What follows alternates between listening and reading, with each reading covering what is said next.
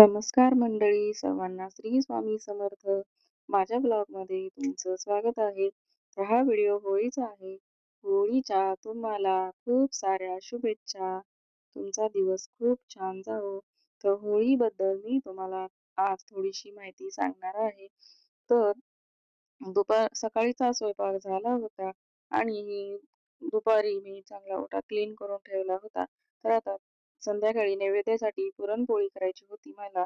म्हणून म्हटलं चला आता दुपारच्या 3 वाजले आहेत, तर आता आपण तयारीला लागूयात. म्हणजे 1-1 होईपर्यंत टायमिंग होतो ना, तर म्हटलं चला. आता होळीशिवाय पोळीला मज्जा नाही. होळी रे होळी, पुरणाची पोळी. तर मी ते थोडासा व्हिडिओ चालू करायला विसरले होते. जेवढा आहे तेवढा मी तुमच्यासोबत शेअर करते. तर इथं मी आमटीची तयारी चालू केली होती. आमटीला फोडणी दिली आणि नंतर पुरणाची पण तयारी झाली होती. माझी डाळ शिजवून घेतली होती. डाळ मी अ, शिजवून घेतली आणि आता ते पाणी नितळण्यासाठी जाळीमध्ये ठेवली आहे. मी ती गूळ न घालता वाटून घेते, कारण मग ते गूळ घातला की डाळ खूप कडक होते आणि मग ते असं वाटायला लागलं की ती त्याचं थोडंसं वरती राहतच थोडंफार तरी. हे बघा असं हे पूर्ण बारीक होऊन जातं आणि आपल्याला वाटायला पण त्रास होत नाही. तर आता आमटीची तयारी पण झाली होती आणि ती माझी भांडी थोडीशी होती. मी ती पूर्ण धुवून घेतली. कारण मग ती मला असंच आवडतं. थोडीशी भांडी पडली की मी ती धुवून घेते. नाहीतर मग ते एकदम खूपच भांडी पडतात, मग खूप त्रास होतो. त्याच्यामुळे म्हटलं थोडी-थोडी भांडी पडली की आपण ती क्लीन करून घ्यायची. त्याच्यानंतर दुपारी भांडी घासली होती, ती पण आता सुकली होती छान. तर म्हटलं ती पण पहिली लावून घेते, म्हणजे मग ही धुतलेली भांडी आपल्याला त्याच्यामध्ये ठेवता येतील. हा किचन ओटा आहे आमचा. 1 आर-के फ्लॅट आहे, त्याच्यामुळे जागा मला कमीच पडते. पण असू द्या, चालायचं. आता ही आमटीला फोडणी दिली होती आणि भज्याची पण तयारी झाली होती आणि आता मी गूळ घालून घेते पुरणामध्ये, म्हणजे छान असा चरका बसेल. मग त्याच्यात विलायची, सुंठ आणि बडीशेप घालून ती पावडर करून घ्यायची आणि मग ती पुरणामध्ये टाकायची. असा मस्त त्याचा घमघमाट सुटतो ना, आहा! मग मी तळण पण करून घेतलं, पीठ पण मळून घेतलं. म्हणलं एकदा तळण झालं की मग नंतर आपल्याला बाकीची तयारी पण करता येते. मग पटकन मी तळण तळून घेतलं. भजी पण थोडीशीच काढून घेतली, म्हणजे नैवेद्य आपल्याला दाखवता येतो. मग नैवेद्य दाखवून झाला की मग आपल्याला खाली जाता येतं पूजेसाठी. मग पूजेसाठी आपल्याला असं आपण वर्षातून किंवा असं सणवार असलं तरच खाली एकत्र सगळे भेटतो ना. मग नैवेद्य दाखवायला उशीर होतो. म्हणून म्हटलं चला स्वामींचा नैवेद्य तयार करून घेऊया. मग मी ते पापड पूर्ण डब्यामध्ये भरून घेतले. मग सादळत नाही, ते छान राहतात कडक. मग स्वामींच्या नैवेद्याची तयारी झाली. त्याच्यावर मस्तपैकी असं तूप घातलं आणि ओटा मी पूर्ण क्लीन करून घेतला. म्हणजे कसं आपल्याला परत घरी आलं की थोडंसं काम राहतं, मग आपण जेवायला रिकामं. मी नैवेद्य साईडला काढून ठेवला होता. मग नंतर मी स्वामींचा नैवेद्य दाखवला. आता नैवेद्य घेऊन चालले आहे. आता स्वामींना नैवेद्य दाखवते. स्वामींना नैवेद्य दाखवायच्या अगोदर तुळशीचं पाणी ठेवायचं आणि चौकोन करून घ्यायचा आणि त्याच्यावरती पाणी भरवायचं. ओम भूर्भुवः हा मंत्र बोलायचा आणि असं पण बोलायचं. या स्वामी राजा बसा भोजनाला, हा पंचपक्वान्न नैवेद्य केला. पुरणाची पोळी तुम्हा आवडीची, लाडू करंजी असेही खव्याची. डाळिंब द्राक्षे फळे आणि मेवा, ही केशरी दूध घ्या स्वामी देवा. आता तुम्ही बोलचाल की नैवेद्य असा मंदिरावर का ठेवलाय? कारण मी वरती स्वामींची माझ्याकडे मोठी मूर्ती आहे, तर तिथं काच करून घेतली आहे. मग स्वामींना नैवेद्य दाखवायला जागा नाहीये, म्हणून मी ती मंदिरावरतीच ठेवते आणि एक 5 मिनिटं ठेवून काढून ठेवते. कारण खाली पण देवघरामध्ये छोटासा मी नैवेद्य ठेवला होता आणि संध्याकाळची दिवाबत्ती झाली, उंबरालेपण पण झालं होतं आणि देवांची पूजा पण झाली, दिवाबत्ती झाली आणि म्हटलं आता चला खाली पण जायचं आहे पूजेसाठी. म्हणून मग मी आवरायला घेतलं होतं. हे बघा स्वामी किती छान दिसतात. त्या दिवशी सोमवार होता म्हणून मी स्वामींना असे व्हाईट कलरचे वस्त्र घातले होते.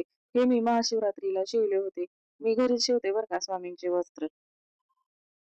कसे शिवले ते मला नक्की कमेंट करून सांगा.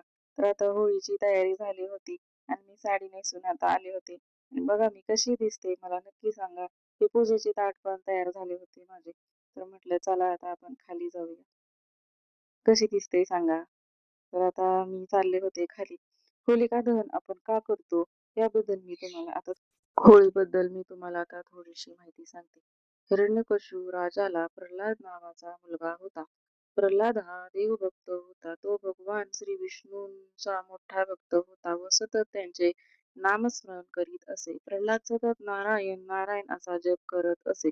वडिलांना त्याचा जप करणे सहन होत नव्हते. त्याला अनेकदा समजावून सांगितल्यावर देखील त्यांचा जप सुरूच असायचा. तसेच घाबरण्याचा देखील प्रयत्न केला, परंतु प्रत्येक वेळी तो अपयशी ठरला. कारण भक्त प्रल्हादावर त्याचा काही परिणाम होत नव्हता. प्रल्हादाचा नामजप ऐकून हिरण्यकशिपूला राग अनावर होत होता. आता अखेर हिरण्यकशिपूने आपल्याच मुलाचा वध करण्याचा निर्णय घेतला. या कामासाठी त्यांनी आपल्या बहिणीला होलिकेची मदत घेतली. होलिकेला वरदान मिळालं होतं की तिला आग भस्म करू शकत नाही, म्हणून तिला अग्नीचे भय नव्हते. हिरण्यकशिपूने होलिकेला भक्त प्रल्हादाला मांडीवर घेऊन बसायला सांगितले. आगीच्या चितेवर बसण्यास सांगितले. प्रल्हाद तेव्हा देखील भगवान विष्णूंचे नामस्मरण करीत होते. प्रल्हादाच्या भक्तीमुळे उलटेच घडले. त्या चितेमध्ये होलिका जळून खाक झाली आणि विष्णुभक्त असल्यामुळे प्रल्हादांना काहीच झाले नाही. त्याच्या भक्तीने प्रसन्न होऊन विष्णूंनी खंबातून नरसिंह रूपाने हिरण्यकशिपूचा वध केला. अशा प्रकारे त्या दिवशी लोकांनी उत्सव साजरा केला आणि तो दिवस होलिका दहन म्हणून ओळखू लागले. तर अशा प्रकारे होळी दहनची प्रथा चालू झाली.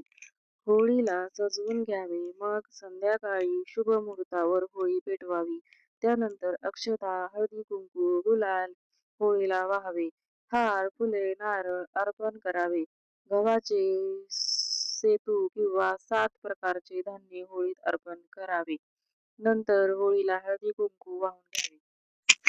हळदी-कुंकू वाहून झाल्यावर होळीला नारळ, नैवेद्य आपण बनवलेला तो अर्पण करायचा आहे आणि मनोभावे अशी पूजा करायची आहे.